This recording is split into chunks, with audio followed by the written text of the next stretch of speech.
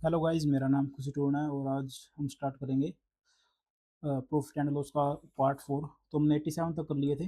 आगे चलते हैं।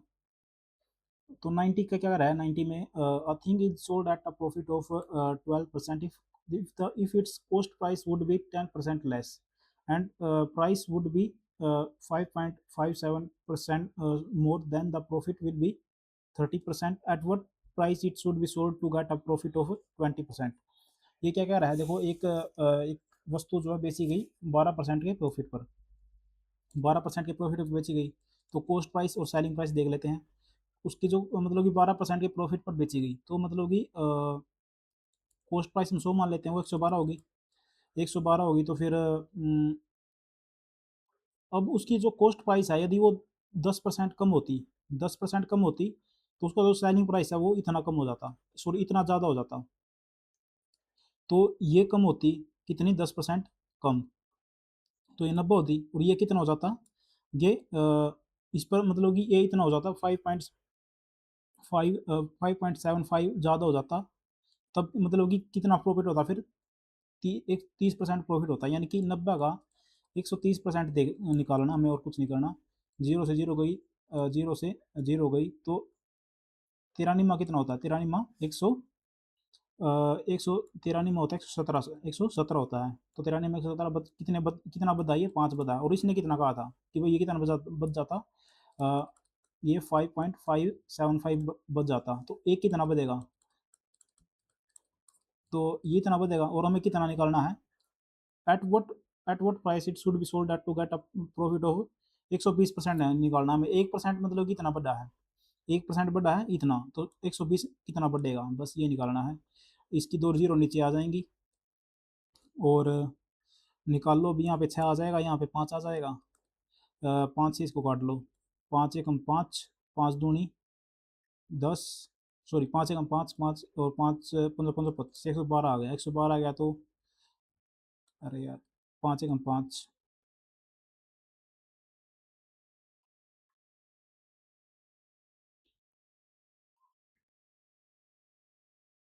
5 एकम 5 आ गया और 5 एकम 5 बच गए 2, 15 15 25, 115 आ गया। 115 को फिर इस पे 5 5 पे काट लो। 5 दूनी 10 बच गया, 5 3 15, यानी 23, 23 की 6 करो मल्टीप्लाई कर लो। 3 छः 18 ऐसी लगी एक, 3 6 दूनी 12 और एक 13, 138। इसका आंसर आ गया ऑप्शन नंबर सी। दो, 3 4 क्वेश्चन रह गए बस, और कुछ नहीं रहा। अब 94 देखो। 94 में क्या है, the percentage of profit made when article is sold for 156 is thrice than what is sold for 132। यह क्या क्या कह रहा है, मतलब कि द परसेंटेज ऑफ प्रॉफिट, जो प्रॉफिट का परसेंटेज है वह जब वह मतलब कि एक आर्टिकल वो बेचा जाता है कितने पर, 156 पर, वो थ्राइस हो जाता, थ्राइस है than what is sold for 132। Then the cost price of the article is कितना, मतलब कि देखो 132 है और 156 है। 156 में क्या है, मतलब कि ये है थ्राइस हो जाता है, थ्राइस मतलब कि 3 गुना प्रॉफिट हो जाता है। यहाँ पे 3 गुना है वो किसका, मतलब कि 3 गुना प्रॉफिट हो जाता है। Then then it is sold for 132। अब इनमें क्या है, मतलब कि 3 गुना प्रॉफिट है दोनों में। तीनों में क्या है, प्रॉफिट कितना है, 3 गुना है। तो दो प्रॉफिट यहाँ पे होगा, एक प्रॉफिट यहाँ पे होगा, तभी तो ये कह रहा है मतलब कि एक मिनट। 94 का क्वेश्चन है, आंसर इसका डी है, ठीक है। तो उसको उस पे जो है मतलब कि 3 गुना प्रॉफिट होता पूरे के पूरे पर। 100 यदि उसको हम 156 में बेचे तो, और 156 में बेचे तो जो यहाँ पे ट्वाइस आएगा शायद, निकल दिया हुआ है, is thrice than what is sold for 132। तो टोटल देखो इसमें कितना, मतलब कि कितना डिफरेंस है दोनों में, 132 में और 156 में। 132 में और 156 में कितना डिफरेंस है, 24 का। तो एक का डिफरेंस कितना हो जाएगा, 12। और 12 हो जाएगा तो फिर इसने पूछा कॉस्ट प्राइस क्या, cost price of the article. तो यहाँ पे एक पार्ट ऐड हो रहा है इसमें, तभी तो वो आए। तो यानी कि 132 में से हम 12 निकाल देंगे तो 120 आ जाएगा, ये इसका कॉस्ट प्राइस है। बस ये चीज़ थी। एक पार्ट यहाँ पे जोड़ा, दो पार्ट यहाँ पे जोड़े, तभी 156 हुआ। तो बस 100 हमने एक पार्ट निकाल लिया, हमने वो माइनस कर दिया उसमें से, कॉस्ट प्राइस आ गई हमारी। अब 96 देखो। 96 में क्या कह रहा है, Rahim sells a machine for 48 lakh with the loss, if he had sold that machine for 60 lakh, then his profit will be 5 times of his previous loss.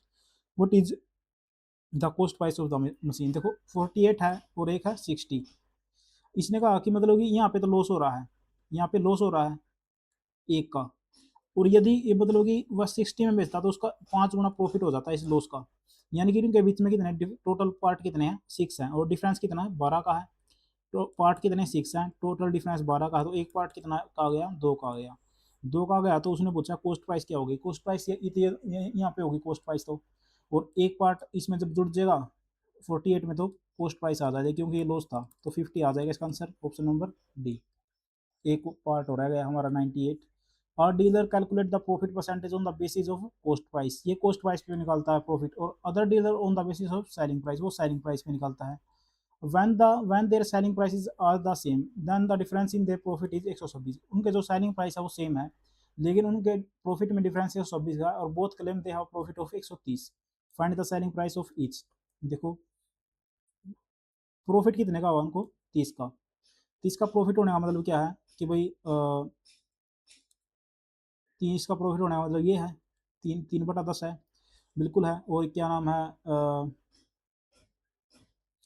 ये क्या है, पहले में क्या है, ये कॉस्ट प्राइस है, पहले ये पहला है, और ये है दूसरा, दूसरा जो बंदा है ये तो कॉस्ट प्राइस पे बेचता है, ये तो कॉस्ट प्राइस पे बेचेगा, और कॉस्ट प्राइस पे बेचकर उसको मतलब कि 30% का प्रॉफिट है, ये है इसका प्रॉफिट, प्रॉफिट है बिल्कुल।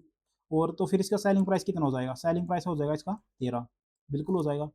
अब 3/10 यहाँ पे ये इसका सेलिंग प्राइस है, और ये इसका ये उसका प्रॉफिट है। तो ये यदि प्रॉफिट है और सेलिंग प्राइस कितना है, तो कॉस्ट प्राइस कितना होगा, 7 होगा, बिल्कुल होगा। 7 में जब 3 जुड़ेगा तभी सेलिंग प्राइस आएगा, और ये प्रॉफिट है इसलिए।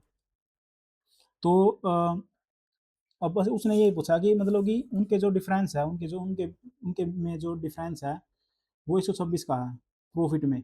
When their selling price is उनका सेम, सेलिंग प्राइस इनका सेम है कोई, इनका सेलिंग प्राइस क्या सेम है, सेम नहीं है। देखो ये 10 का, ये 10 है और ये 13 है, तो इनके सेलिंग प्राइस को सेम करने के लिए यहाँ पे मैं 10 की मल्टीप्लाई कर दूंगा, और यहाँ पे 13 की मल्टीप्लाई कर दूंगा, सभी के साथ होगी ये 13 की मल्टीप्लाई, यहाँ पे भी 13 की, और यहाँ पे सबके साथ 10 की।